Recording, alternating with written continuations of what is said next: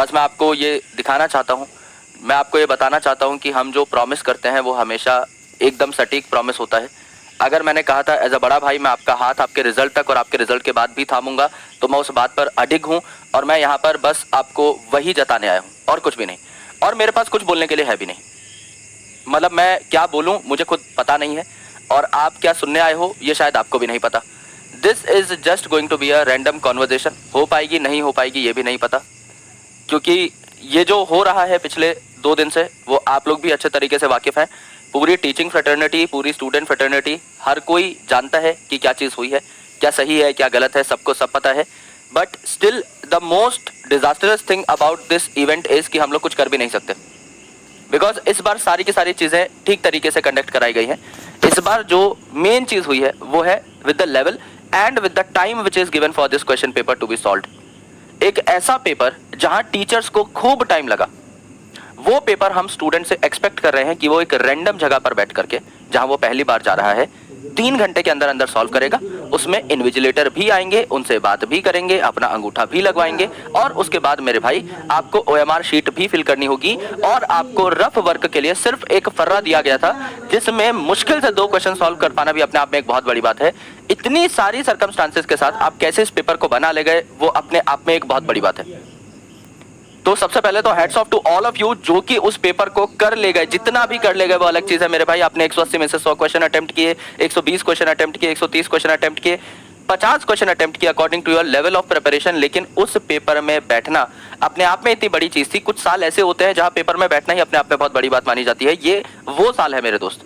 मैं आपको एक जेन्युइन बात बता रहा हूं, मैं आपको दिल से बात बता रहा हूं। हम लोग एक NTA के सेंटर पे गए थे और हम लोग 3 लोग थे, 3 टीचर्स ऑफ बायोलॉजी। मैं था, मेरे साथ थे सुजीत सर और मेरे साथ थी गुरुमा यानी डॉक्टर आकांक्षा मैम। अब हम तीनों लोग बैठ करके पेपर देख रहे थे। एक स्टूडेंट से हमें एक पेपर मिला, उसकी हमने फोटो खींची, जितनी हमारे पास फोटोज आ सकती थी उस बेसिस पे हमने क्वेश्चंस देखना स्टार्ट किया। ट्रस्ट मी, तीनों लोग बैठ करके जब ये क्वेश्चंस देख रहे थे, ऊपर ऊपर से देख रहे थे, कोई हमने क्वेश्चन बहुत डेप्थ में नहीं पढ़ा, लेकिन ये तो पता लग जाता है ना कि ये बच्चे से सॉल्वेबल है या नहीं है। हम लोगों को जो सेंटर से स्टूडियो तक का सफर था, जब हम पेपर सॉल्व करने जा रहे थे, बीच में 40 मिनट का रास्ता है। 40 मिनट के रास्ते में तीनों लोगों ने बैठ करके जब इस पेपर को देखा तो एक ही निष्कर्ष निकाला कि बच्चा इसको 1-1.25 घंटे से कम में नहीं कर सकता। 1 घंटा 15 मिनट इसके लिए चाहिए, या कम से कम कोई बच्चा बहुत ही ज्यादा शार्प है 1 घंटा कम से कम चाहिए इस पेपर को करने के लिए।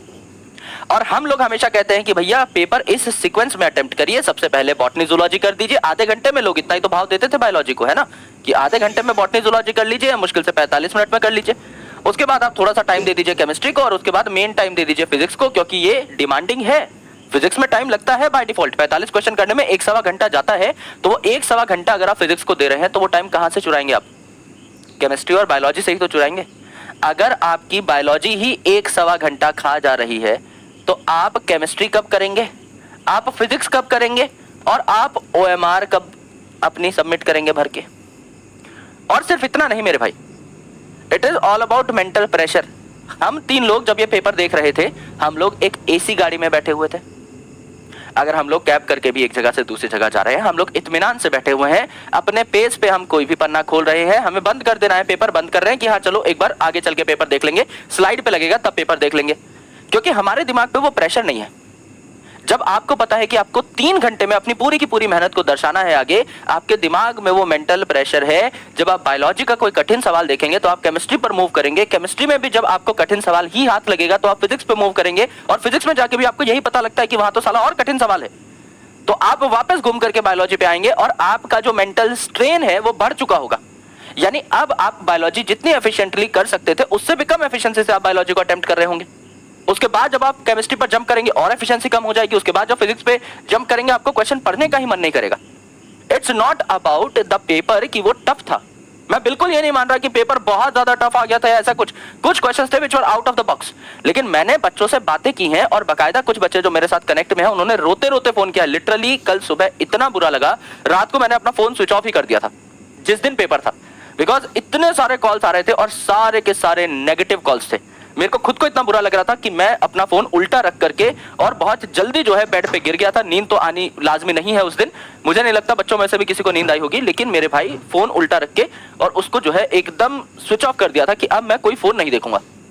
सुबह बच्चों के रोते रोते फोन आ रहे हैं, मतलब वो पता लग जाता है कि इतनी बुरी हालत है स्टूडेंट्स की कि उनको जो एक नंबर हम लोगों ने दिया था, हम लोग हमेशा क्या बोल रहे थे 720 से नीचे तो आप एम्स दिल्ली एज्यूम भी मत करिए, तो उनके दिमाग में जो नंबर थे दे वर 720 और अचानक से मॉक टेस्ट में भी वो अच्छा स्कोर कर रहे हैं, 710 लेके आ रहे हैं, 75 लेके आ रहे हैं। अचानक से जब वो गिरे अपने आप को 580 600 नंबर पे, कोई देख ही नहीं पा रहा है, इमेजिन ही नहीं कर पा रहे। और फिर मैंने बच्चों से सिर्फ एक सवाल पूछा और आप भी मुझे उस सवाल का बहुत ईमानदारी से जवाब देना मेरे दोस्त, आपको मां की कसम है ना, मैंने सबको यही कसम चढ़ाई। आप मेरे को ईमानदारी से बताना, सच सच बताना मेरे दोस्त, अगर सेम पेपर कितना भी डिफिकल्ट क्यों ना हो, सेम टू सेम पेपर मैंने बच्चे से बोला कि मेरे भाई आपके जो जो क्वेश्चन गलत हुए हैं क्या आप अभी बैठ के अटेम्प्ट कर सकते हो और मेरे को आधे घंटे बाद कॉल कर सकते हो। आप मानोगे नहीं, उस बच्चे ने ऑलमोस्ट सारे क्वेश्चन बना लिए, लगभग सारे के सारे। कुछ आउट ऑफ सिलेबस क्वेश्चन थे, उनको छोड़ के जो पढ़ा हुआ सवाल था वो घर पे बैठ के आप बना पा रहे हो। यानी पेपर वॉज नॉट डिफिकल्ट, लेकिन उस पेपर को 3 घंटे में करना वॉज डिफिकल्ट। ये डिफिकल्ट है मेरे भाई। अगर इसी पेपर के आप हमें दे दो 4.5 घंटे, अगर हम इसी पेपर के चीथड़े ना उड़ा दें तो हमें बताना भाई। अगर समझ लीजिए मैं आपके साथ नीट के एग्जामिनेशन सेंटर पे बैठा होता एज अ स्टूडेंट और मुझे सिर्फ बायोलॉजी सॉल्व करनी होती, एक ही क्वेश्चन को 2 से 3 बार पढ़ने का मेरे को टाइम मिलता, क्या आपको लगता है कि मैं 360 नंबर स्कोर नहीं कर पाता? या कोई भी बच्चा जिसने बायोलॉजी ढंग से पढ़ी है वो 360 नंबर स्कोर नहीं कर पाता? बिल्कुल कर लेते। लेकिन अब आप मेरे ऊपर एक तलवार लटका दो कि 45 मिनट का टाइम है और पेपर का लेवल यही रहेगा, क्वेश्चन पढ़ने हैं, ओएमआर फिल करनी है, आंसर देना है, सब कुछ करना है। नहीं हो पाता, टीचर से भी नहीं हो पाता। कुछ वर्ड्स उतने कम टाइम में क्वेश्चन पढ़ने में हम तक से स्किप हो गए, हम लोग खड़े हो गए थे जाके पेपर सॉल्व कराने, कुछ वर्ड्स देखे ही नहीं, अच्छा ये पूछा था बाद में ध्यान दिया। तो बच्चा कैसे कर सकता है यार, उसको 3 घंटे के अंदर अंदर इतनी सारी चीजें, इतनी रैंडम चीजें, पहली बार सारे के सारे एक्सपेरिमेंट्स। और इसमें एजेंसी की गलती नहीं है, बट चीजें जो बढ़ती हैं वो ग्रेजुअली बढ़ती हैं। You can't stand at 2 different terminals. ये 0 है, पिछली बार का पेपर यहां था, ये 100 है, इस बार का पेपर यहां है टफनेस में। मेरे भाई यहां होनी चाहिए ना चीजें, they should be averaged out. हर बच्चा जो पेपर एक्सपेक्ट करता है वो कहीं यहां करता है। हम भी कह रहे थे पेपर हार्ड बनना चाहिए, बिल्कुल बनना चाहिए, और बायोलॉजी का पेपर डिसेंट था, that was from NCERT and सारे क्वेश्चंस जो आए हैं वो जेन्युइनली बताए हुए थे। एक आधी टर्म हो सकता है किसी टीचर ने कम बताई हो, किसी टीचर ने ज्यादा बताई हो, लेकिन ओवरऑल आप क्वेश्चंस बना सकते थे एलिमिनेशन से भी। जो स्मार्ट स्टूडेंट है वो बायोलॉजी कर ले जाएगा, पर फिजिक्स में जो हुआ है वो तो एकदम ही अलग चीज है। उसमें आप ना किसी टीचर को ब्लेम कर सकते हो ना किसी और को।